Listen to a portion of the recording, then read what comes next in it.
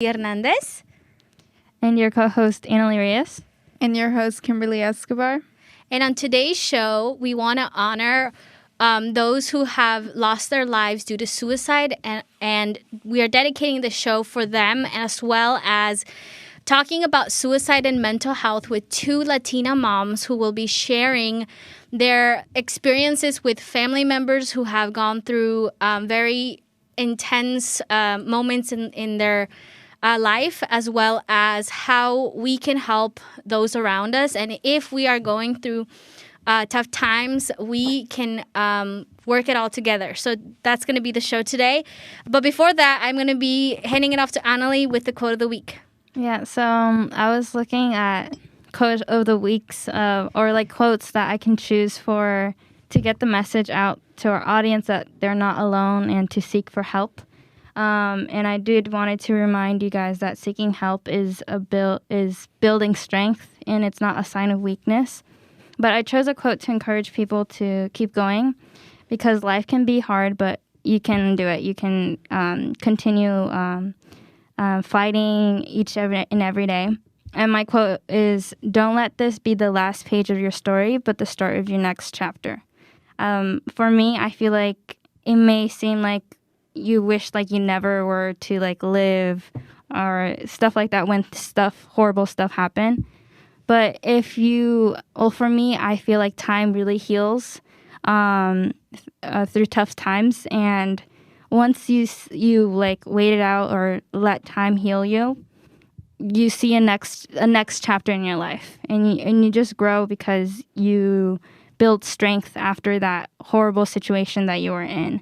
So I just encourage you guys to keep going in life. I love that quote. I love how it says, "Don't let this be your last page of your story," because we go as young adults, we are in a phase of transitioning, right? So from children to the adult lifehood, and I think at times young adults have a struggle with figuring out what to do or their careers basically. And I think that they face so many challenges, and it causes them to think like, "Oh, this is too hard. This is way too hard, and I can't keep going." But I like how it says it's not the last page of your story, but it's a new chapter. And if you read a book, like a new chapter is a different story, different timeline. And so I think I love this quote because it really emphasizes that. Do you have anything you'd like to share, Kimberly? I really like it because personally I've gone through stuff, and I feel like I felt like I was like, I don't want to cry, but I know that It's okay. Let it all out.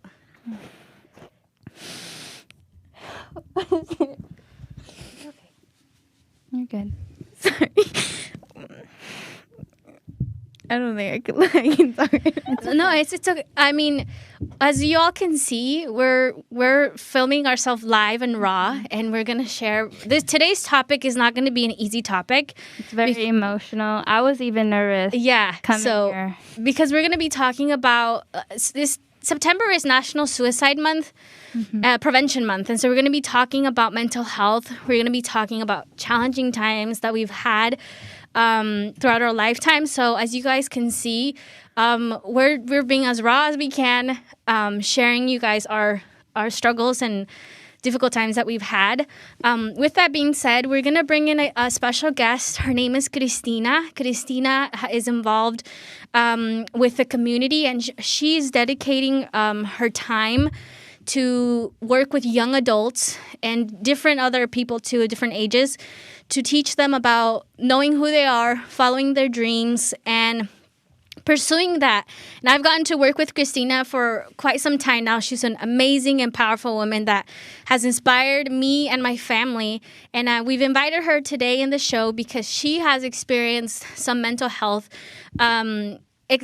problems in her family and with her, with, the mental health part. So we have Cristina today. Hi, Cristina. Fine. How are you? Nervous, very nervous. We're with you. We're all very nervous, but we're here together. We're so happy. We're all women, so this is very nice, you're right. right? So it's awesome to have you here. With that being said, I know Kimberly wants to ask you the first question of today. But first, why don't you introduce yourself a little bit for the audience? Well, hi, my name is Cristina Garcia, and my first language is Spanish. So this is why I'm nervous because, I learned English in the street. I never went to school, so I hope so you guys understand my English. I'm from Mexico. I the older in four children. I have three brothers. I'm the only girl in the family. I have two. They are not teenagers. They are adult. I have two children. My son is 25, and my daughter is 21. And I don't know what else I can say. I would like to ask you, how were you able to identify that your family member had a mental illness? Well, that is a little bit tough question. How I said that I went through a mental illness myself, and one of my children went to since was a teenager. So it's a little bit hard question to answer because I don't know how to answer. Mental illness is something that is a little bit difficult for moms, and I think so for a lot of people to recognize when you have that or when you have somebody next to you. Yeah, I think so. I don't know that I answered your question. No, I think you answered it perfectly. How that we can't. It's hard to identify because again, you mentioned the whole parent. I know a lot of parents. It's hard for them to understand that. Your kids are going through some challenging times. Yeah, and I feel like and then what I said is that our culture that we know talk about that.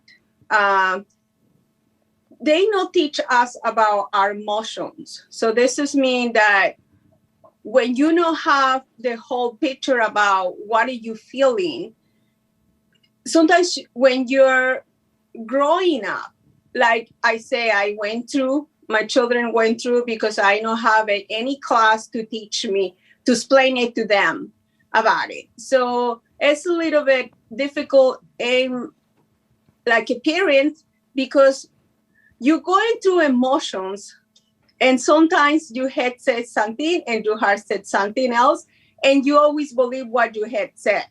So wow, it's a little bit tough.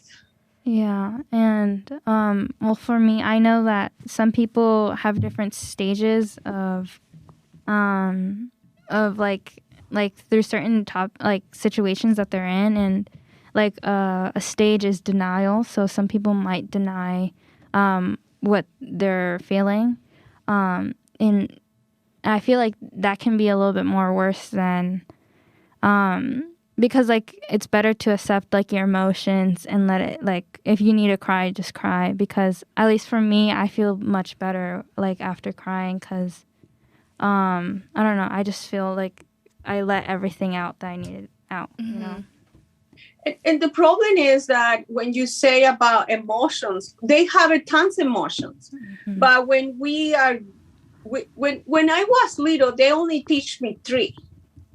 So this is mean when I became a mom, I was mom very young.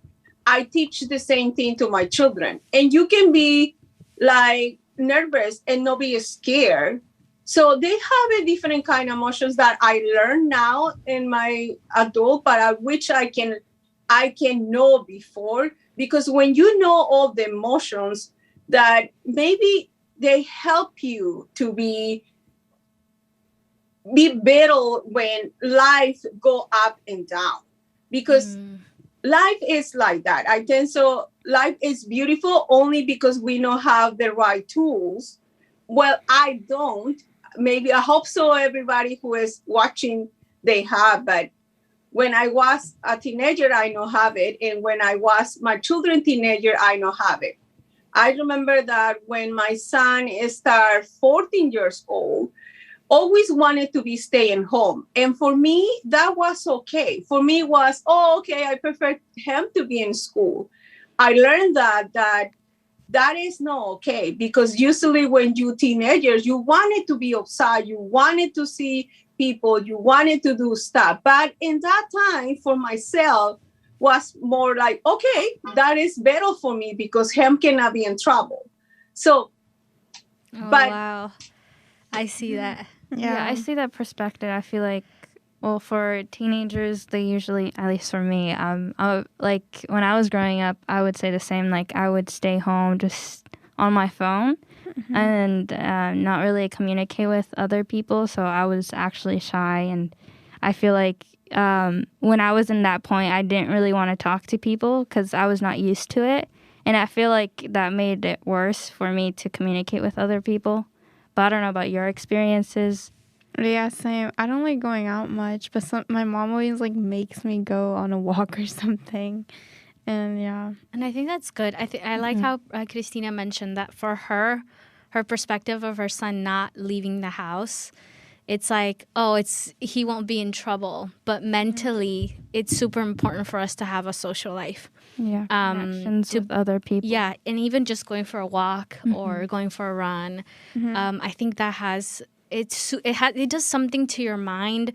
Like it relieves everything that we think, and so when we're locked inside, it's like it's hard for our minds to grow. I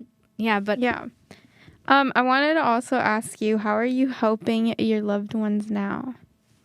well, right now, I want to say that I cannot help others until I help myself. And then I say I have it to adults.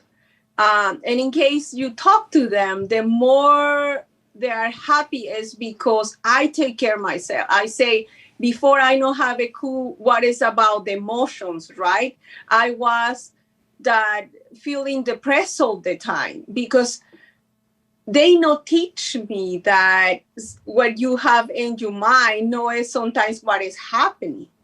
So right now I try to be more listen, because I was the person who was listen to my children or to the others. So I always now am aware.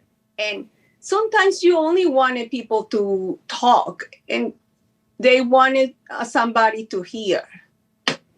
Wow, I love that. Yeah. Taking care of yourself so you can take care of others. Also, I wanted to ask you, what are coping skills that you learned that you would share to other parents that might be going through the same thing?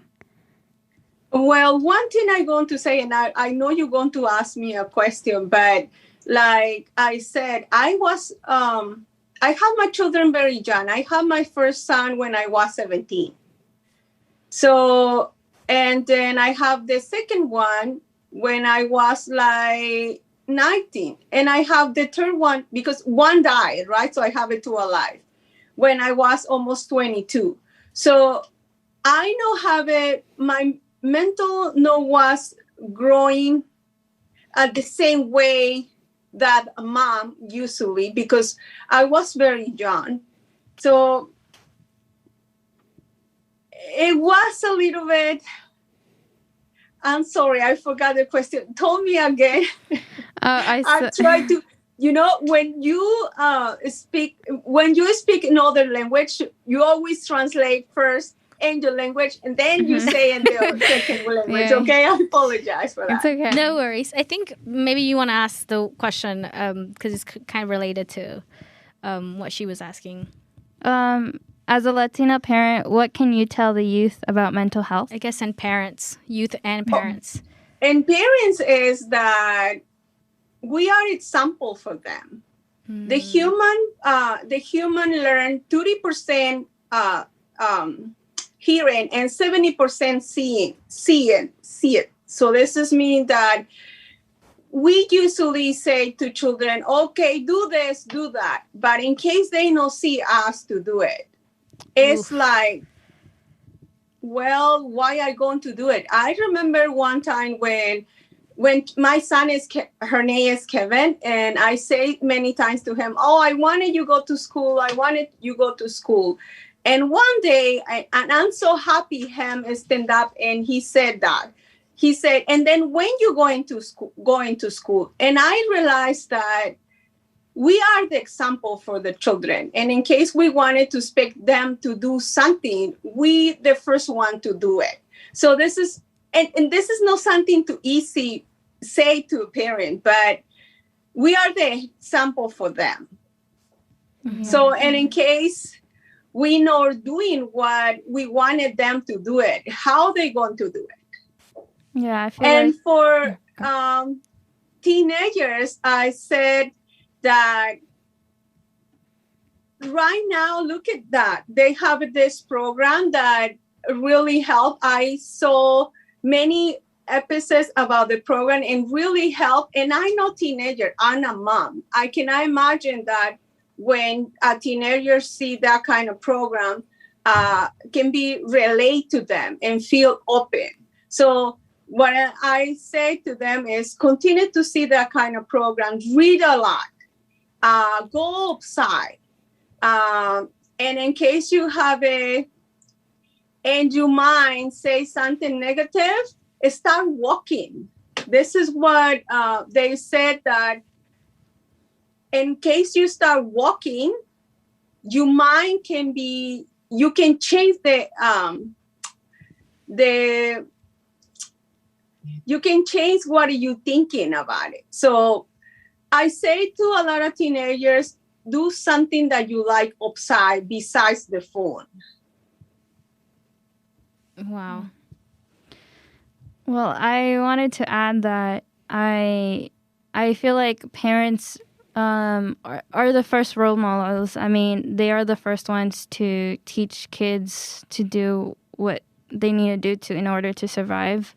At least, like, know how to, like, eat your food, like, simple tasks. And I can understand your viewpoint that it's important for parents to be a role model or set an example or an expectation so that kids can understand what they can do and learn from them. As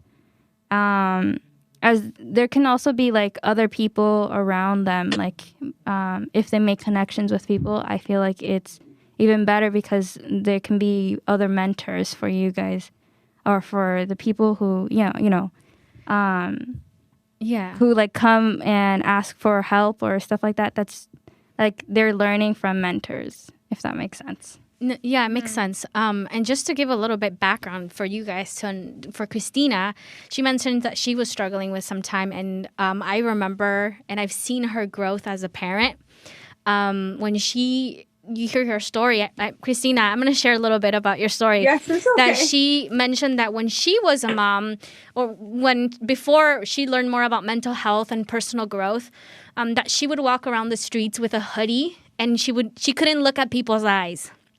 And Cristina shares this a lot because she said that they never taught her about her emotions. So how can she teach emotions to her kids when she didn't even know that she was going through some hard times? And I remember that she mentions that I walked around with a hoodie all the time I didn't want to see anyone. But if you meet Cristina now, it would be hard to believe that she was like that, because as you can see now, she talks, she's explaining things. And one of the biggest things I admire from her is the way she says, the way I can help my kids is by first being an example and showing them that, hey, I also went through mental depression and all of that. But if I can get out of it, you can too. And as I think that's so powerful that we all can do that as well. If we're struggling through some very hard things emotionally and mentally, that we can be example, not just for if you have younger siblings, if your younger siblings see what you do to help your mental health, it allows them to see ways that they can improve on their mental health. Yeah, I would also say it goes vice versa as well. Like, youth can also have parents who, like you mentioned, suffer from mental health or mental illness. And I feel like, youth who have all these resources, they can learn how to find these resources to help with their parents as well. Because, because for our generation, we have all these resources that we can be informed of as well. And once we help ourselves, we can also help the parents who have not learned from their past generations as well. Yeah, I think the culture. She also mentioned the culture, right? That our culture is something that we are not talked about. So to the audience, we know one of the big reasons why we brought two Latina moms is because as Latinos, we know that our culture, most of our culture, and it could be in other cultures too, that your emotional health or mental health is not really something talked about. I grew up hearing a lot in our culture, and Cristina, you can add on to this. When if you see your son or daughter kind of sad or in a depression mode or way, parents usually say, what are you complaining about? Or why are you sad? Because when I was growing up, I had it worse. Yeah. So you should feel blessed, and you should feel this, and it's like you shouldn't be. Why are you feeling? So parents get mad at their children feeling that way, but it adds on that it's also the parent. It's not the parent's fault because they weren't taught that, right? So I also see that, and which is why we wanted to bring you, Cristina, on, because you want to add on to that? Yeah, and then I laugh because I remember myself. When you say that, I say too many times to my children. I said, and I say it again, is I'm the older in four. I'm the first one came to United States. But before I started working when I was 6 years old and take care of my all three brothers. So when I have my own children, I was expecting them to do the same thing I went through. And I learned that you cannot do that. Or sometimes that I said how Santi said to them many times, or I said to them something they say huevones, but I don't know what does that mean in English. Like lazy? Yes. And I say it again, I became a parent not having instructions how you can raise your children. But for Spanish community, it's more hard. And the other part is when you come to here, and then it's more hard because you don't have your community. In my country is that you have the whole community help you to help your children. And I'm going to give example. In case you not go to school and the guy who sell ice cream see you in the street, that guy going to tell you why you not went to school. And right here, when we come to United States, is that people, they don't care. So in case they see you do something bad, or in case they see you sad, or in case they see you, they not ask you. In my country, people ask you okay? So it's a little bit, the other part is a little bit different as well. And I said usually, and I don't want to say usually, but like most of the people to come for the first generation and here, they've been working since it was 6 or 7 years old. So take a little bit our minds off to understanding that our children are different and they no need to go through that to feel sad or to feel a lot of feelings that.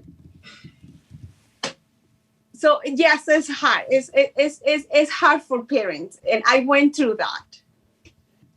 Yeah, I can see that. That's why I said earlier that with whole mental health, I think it's all passed on at times. because again, we didn't have, like, especially our parents' generations, I don't think they had the same resources that we have today. So that makes it hard for people to understand mental health. And the reason why we want to talk about mental health and get Cristina's perspective is because mental health is one of the main causes of suicide. And if we as parents and as young adults start talking it at home, right, about how to work with your emotions, to understand your emotions, it's a less higher chance of a family member committing suicide. That's my take on that. And then I want to say is that, like, I tried to commit suicide 3 times when I was like 13 and 14. Wow. And then for people who don't have that feeling before, and I hope so nobody have that feeling, it's only a moment that you have so much pain that you want it to be done. So, and it's hard sometimes to understand that when people say that, oh, I don't want it to leave, and people sometimes don't believe that. I only say take it very seriously when you hear somebody say that. Because I said that it's only take a second, and we wanted, what I wanted in that moment is not have a pain anymore. But I'm so blessed that I continue to be alive, and I know went through the whole thing, but I said that I was only wanted to finish the pain. I don't want it to feel any more pain. Mm-hmm. Wow. Well, thank you, Cristina, for sharing your journey of being like a strong mother. I know your family and your how do you say, son and daughter are proud of you for being strong and learning through so much just about mental health. Because I know that you mentioned that you didn't really know much about mental health, and we hope that people here who are watching and listening can learn a little bit more about mental health so they can help people around them. But that being said, we will be playing a PSA, and then we'll be back with our next guest, Dilma Maldonado. And thank you, Cristina. Thank you. Thank you. Thanks. Bye.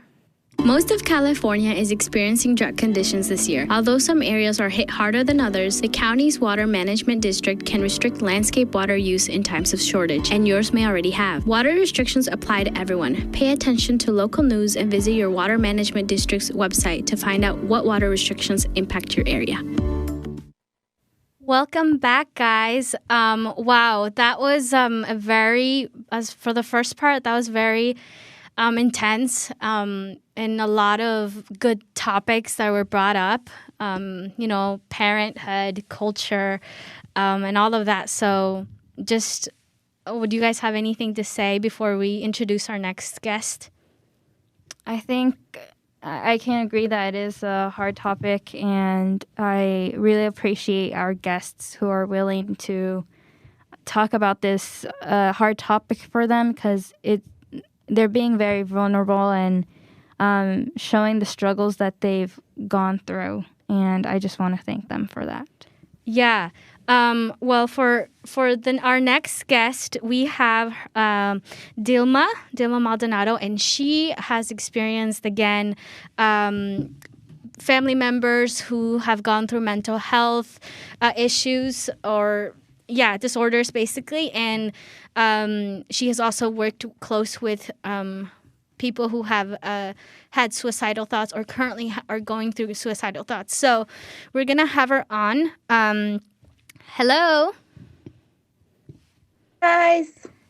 Hello. How are you? I am great, thank you. How about you guys? We're doing good. I am so happy. We want to give you time to introduce yourself, so you go ahead and introduce yourself. Okay, so first of all, I want to thank you guys for inviting me for the great show that you guys have, and I am so proud of you and all of you especially and on your age that you guys thinking about the community. And I am so grateful that I get to be in your show, and then especially in this month that we're in the month of prevention of suicide. And this is really hard for me to share. And this is not like something that is I'm happy or is it's really sad for me. But I really, with all my heart, I wanted to share with you guys. And then, so my name is Dilma, and I am a mom of 3 children. I have 2 boys and 1 girl. And then I am from Guatemala, and my first language is Spanish, and then I have another language that is called Quiche, and then then my other language is English. And then I want to apologize if you guys, some of my English, you guys may not understand because I didn't go to school. I just went to college for you guys know the first English, that the basic that we need to learn. So but I'm going to try my best to share with you guys. And then, so that's all about me, I guess. And Okay, thank you for sharing about yourself. And I wanted to ask, were the family members all experiencing the same hardships, like challenges? Well, it depends, and because the question that you're asking, I don't know if you're asking about like if all of the member, like the family, are in the same depression or committing like the same thing, like as a suicide, or how do you how do you Yeah, I think the question is probably asking like if your family members were both, like, all of them were struggling with a certain pressure, like let's say like they can't pay the bills, and all of them feel that pressure of working hard and making that time to like get the bills and pay for the bills, you know. Well, it's just like for me, is all depends, because all of we're talking about this the suicide, how to prevent. Well, I think it's some of the, not all of them. I don't know if you guys gonna get me, but some of the families are struggling the same thing, and that's why the people's become or your family becomes like with a mental ill. It's because of the things that it comes behind. So there's a family that they have, they can't really work on their self, as what Cristina was saying about. It all becomes on the background when they do that, like when there's a family like that. So there's, like, I would say, like, there's family that they're struggling with the same thing, and there's family that there's just one of the family member is struggling with that, the challenge that they're having. Okay, thank you for sharing. And do you think mental illness is from generational or genetics? Well, I don't think so, because the mental illness, it sometimes it's because of like a family, or like a mom or dad, like rejections, or on the background. Let's say like the parents, they went to a depression, but they never looked for help. So, and then they become like, they use it as normal. Like, I have a mental illness, but I can't talk about it. I can't say it because I will feel embarrassed about that. And I'm not going to say that I have something is wrong with me. And then they cover it, like they put something on top. But then the kids, they see that there's something is wrong with their parents, but the parents, they don't talk about it. Then the kids, they will become the same thing. And then for me, that's what it is like. And then, but it's not genetic. It's just like it's where your background is. And that's how it is. So like, so it's passed on, basically. Yes. Yeah. Okay. Yeah. Sorry. Did you want to say something? No, I was going to say that that it's what Santi said, it's passed on. It's all like, if we don't, if I wanted to share this because I had in my family I have a family that committed suicide, which is it's really sad. And then I have a family that is in a depression. So I have experienced both things. And then it's really hard for me to talk about it. But if this really helps, that I wanted to do something. Like before I came to the show, and I was talking to my family that who passed, and then they said, talk to me and say it. What do you want me to say so that we can prevent this? So I'm sorry that I get to cry, but I'm just like, because I am so happy that you guys came up with the show, that we talk about this, that because I know that there is boys, there is young boys or young whatever is who's listened to this, that is, there is like they're having problems with this right now in this moment. And then if we can say some word, if we can say something to prevent that, and then for me that it really means everything that we're doing, all of us that we're talking in the show right now. We can prevent one life that is now. Yeah, I feel like when the pandemic started, a lot of people lost their jobs, and there was just a lot of stuff happening through the pandemic and a lot of pressure on kids, on youth. And at least for me, in school, throughout my high school, I experienced 4 loss of students. So that was crazy to experience, because I remember walking in the hallway and seeing them, and then you find out a few months later that they committed suicide. So it is tough, and I'm really sorry for your family. My condolences is for you guys. And you did mention that you have a family who is experiencing mental health. I was wondering, how were you guys able to get them to seek for help, or how did they seek for help? There's 2 things. That's why so there's 2 things. There's one of my family that who committed suicide, and then the other one is asking for help. So there's two different things there, because the other one, he did what he did. He left us with so many questions with no answer.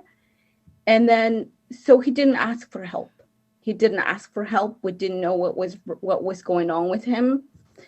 And then, so there's no way you can help them when they don't ask for help.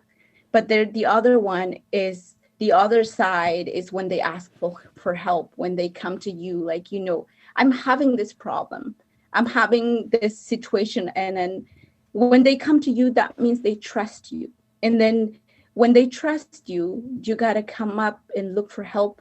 And then I think that the most important is no judging them. Like sometimes as a parent or as a family, sometimes the only thing we do is judging. It's like, if I am positive, the only thing that I would say, why would you feel like that? Because I don't feel it, and I don't know what he's feeling. And then I would say, why you're not thankful? Why you shouldn't be thankful? You have your life, you have a car, we come up with material stuff, and then sometimes they don't need those. But we just and then so when they come and ask for help, you just listen to them. What's going on? I'm with you. But then you're helping them, but then look for help. Go on online. One of the things that I'm really thankful is Google. And then I Google everything that I can't solve, that I can't do. What can I do to help him? Sometimes he would have said to me, this is the end of my life. And then what would you say when you're on the phone at the middle of the night and you don't know where he is? And that's when you go and you try to talk to them and try to listen to them. That's the key word, is to listen to them when they look for help. when they don't look for help, there's no way we could do anything because we don't know what's going on. Yeah. Yeah. I feel like some people are scared to talk to other people because they're scared that they're going to be judged, like you said. And I feel like when people want to tell someone else like what's going on, I feel like they're really seeking for that comfort of someone telling them that's going to be okay. And I hope our audience does do that. If someone is talking about their troubles, just comfort them, listen to them, because it will make a whole difference. Make them feel so much better. And yeah, because oh, sorry. No, go ahead. I'm sorry. You're good. Yeah, because sometimes when they come to you, and sometimes they come up, like they would say, my life, it will be better without me, and then you guys will be happy without me. And then I always says this word, like, you're not alone, I'm with you. You and me, we're together. You're not alone, and I'm with you. Even if I'm crying at the other side, and I'll become the strongest person for that person because he needs me. And then always let them know that they're not alone, that their problem, it's our problem. And that's the key for me. Thank you. Yeah. Thank you so much for sharing. Well, for all of you guys, Dilma's my mom. So we have struggled so much as a family with mental health, not necessarily in our small circle, but with, cousins and other families. And it's like she said, it's really hard, because sometimes, kind of like what she mentioned is that we say, life is beautiful. You shouldn't be that way. But what we've learned with my mom is to listen to those around us. And she talks to me a lot about the two different stories that we had, about one asking for help and one not asking for help. And she calls it was a silent depression. And she calls it a silent depression because the other person was asking for help, but not necessarily saying, something's wrong with me, I need you to help me. So social media. For those who have social media, if you see someone posting like negative things, saying like, "Oh, life is so bad," or "Oh, I'd rather not be here because of this," that's called a silent depression at times. Most of the time, like I think 95% of those posts are because they're currently asking for help in a way that they can't necessarily say it. And that's what happened with our family member, that we were left with a lot of questions. When someone commits suicide in your family, it's so hard to, you just have so many questions. Why? Why didn't you ask for help? Why didn't you do this? And we get mad. We have different emotions. We get mad like, why did you leave us? Life is not better without you. We miss you. And we realized like they were asking for help, but in a silent way, because of that fear of being rejected and that fear of being said, what's wrong with you? What are you talking about? So to the audience, I think one of the biggest ways that you can help those around you is be alert at what your family and friends post on social media. And if you see a post that is, like, oh, today was a bad day, reach out and say, hey, I hope you're doing okay. If you need someone to talk to, I'm here. And that is something that we've learned as a family, listening to those around us, because when you are in a depression, like Cristina mentioned before, it's that second where it tells you, I don't want to feel any more pain, and you'd rather not be here. And you make a decision that it's an irreversible decision. So for those who are watching, know that if you're at that edge, that you're not alone, that there are people around you, and we're doing this show because we want to make sure you guys get that message that you are valued and you are so worth beyond anything with all the money in this world. you are such an incredible person, and that that you're not alone. So I just want to say that. So I want to ask you, what are some signs there are for suicide, or some signs that you've noticed of not just suicide, of depression, and that you've seen throughout with your family members? Do you know one of the signs, what Cristina said before? I was listening to her, and she said that one of the things that when they don't go outside, they wanted to be inside. It's one of the signs that there's something is wrong with them. And sometimes, as I said before, that sometimes we don't permit our children to be sad. Sometimes we just like, you have to be okay, you have to be happy, you have to have a great attitude all the time. But we don't have that, that we get to sit down that I usually do. Like with my kids, I always like talk to them, but I'm always in such a rush, but I never take the time to sit down and what's really going on. I want to take the time to be with you. What is happening? But we don't do that. And then, so for me is like when they say like, you know, life will be better without you or without me, or sometimes they would say like, there's one day I'm going to be gone and I'll never come back. So those kind of sign words that we have to be aware of it. And sometimes like I would have to say that sometimes family, they don't really believe on that when they about the suicide or about depression, because depression comes first. Then after that comes with that comes the second one, it comes the suicide, because they feel like they don't deserve to leave. They feel like life will be better without them. And then when they feel like they go with alcohol or drugs or things like that, those are kind of the sign that there's something is wrong with them. So we have to look for help. We have to be with them and not leaving them alone. And when the other thing, I will keep saying that, no judging them, even if they're doing the worst, we have to have the patience to be with them. Because one of my family, the one who passed, he said something, but he called the wrong person. And I always ask myself, if he would have called us, maybe he was still alive, if he would have looked for help for the right person. But now he's not anymore. But he said it. What Santi said, he said some things on Facebook or on the social media, and we never paid attention on that. So now that if someone tells you like, I'm thinking that I think my life it will be better without me, and then like call the parents or call someone, or even make a call and call them, just checking on them.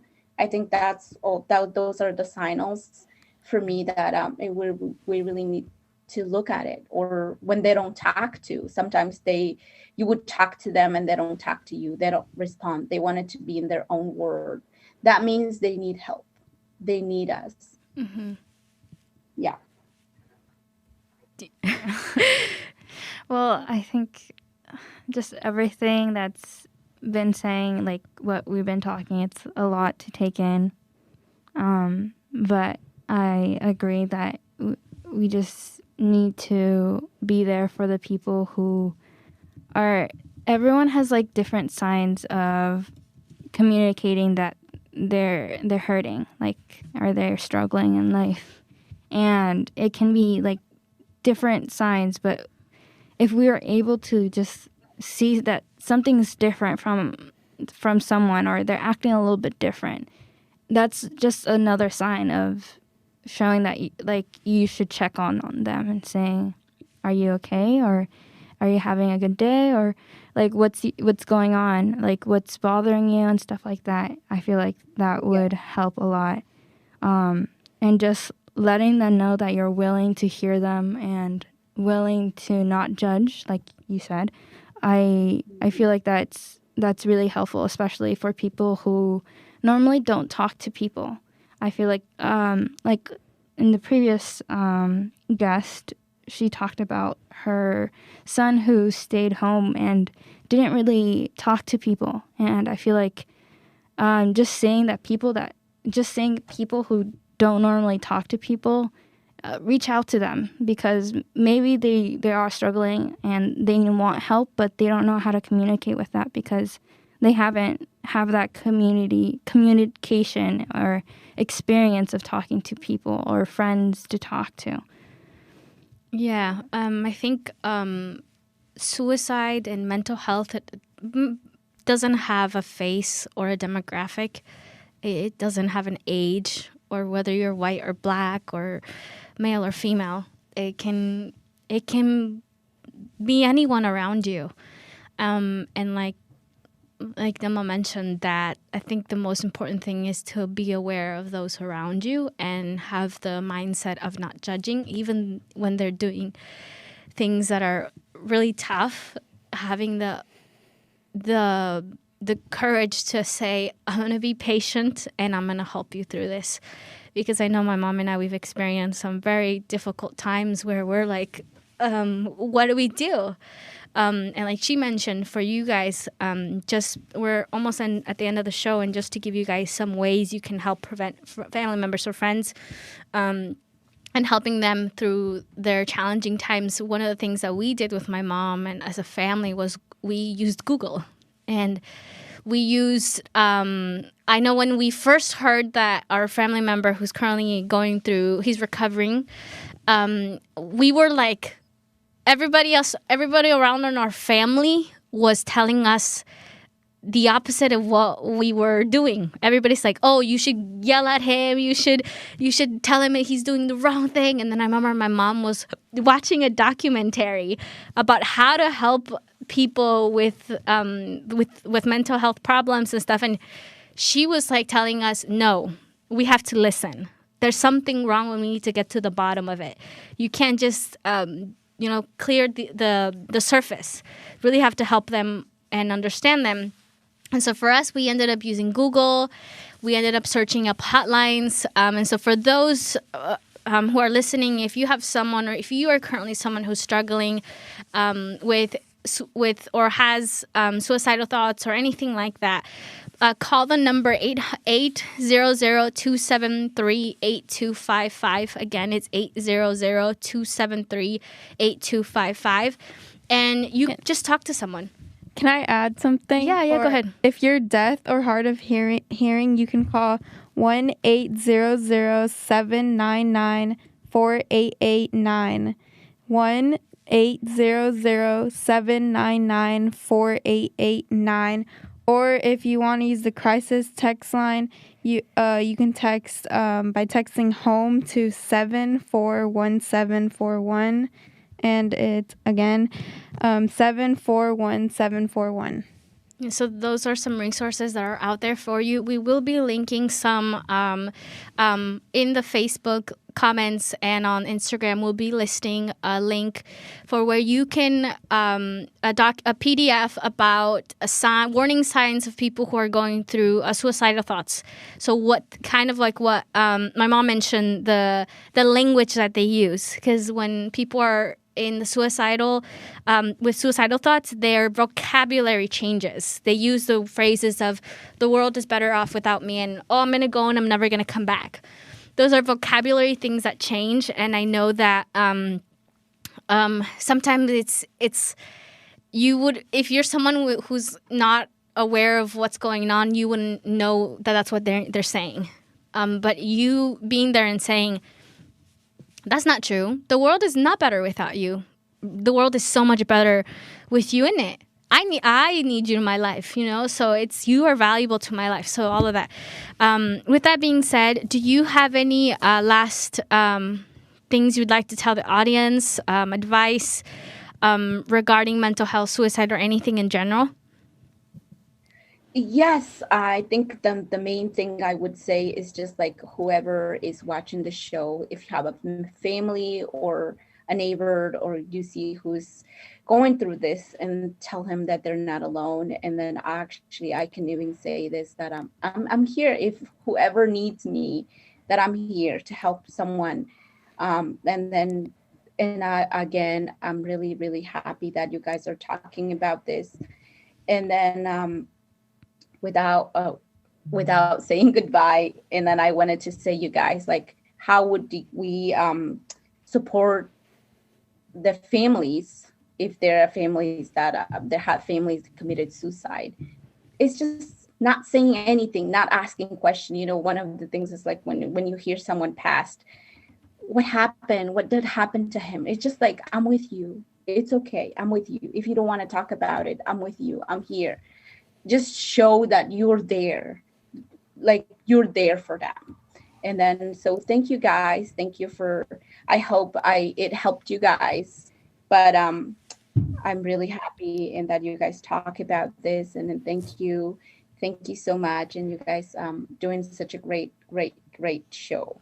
Thank you so much. Thank you. And we're at the end of the show. And just for everybody who's listening, this is a really hard topic to talk about for all of us. As you all can see, we're being, everything here is raw and live, but we really wanted to talk about this because we know the importance of making this mental health and learning about your emotions more, how did you say, more talked about? More talked about, because a lot of people don't have that opportunity. So as always, you're one of a kind, you're beautiful, you are worth so much, and the world is not better without you. The world is better with you, and you're full with so many talents and incredible things, and the world needs to see that. You need to see that.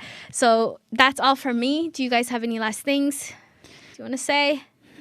Just thank you for being here and listening and watching, and hopefully this was helpful for you guys.